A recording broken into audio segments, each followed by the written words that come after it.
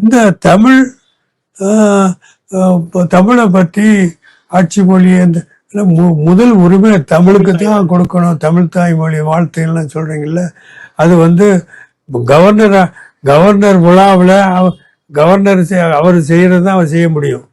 கவர்னருங்கிறவர் central கவர்மெண்ட்டுடைய agent. அவர் வீட்டில் நடக்குது. அவர் வீட்டில் நடக்கிற எந்த ஒரு நிகழ்ச்சி ஆனாலும் சென்ட்ரல் கவர்மெண்ட் என்ன சொல்லுதோ அதைத்தான் அவர் பின்பற்றுவார். அது தமிழ்நாடு அரசு விழா இல்லை. தமிழ்நாடு அரசு சட்டமன்றத்தில் நடக்கிறது தான். சட்டமன்றத்தில் நடக்கிற விழாவில் தான் தமிழ் முதல்ல பேசணும், முதல்ல அந்த சொன்னோம். அது அங்கே ஜனாதிபதி இது ஆளுநர் இடத்துல நடக்கிறதுக்கு அது அவருடைய சென்ட்ரல் கவர்மெண்ட்டுடைய பின்பற்றி நடக்குது.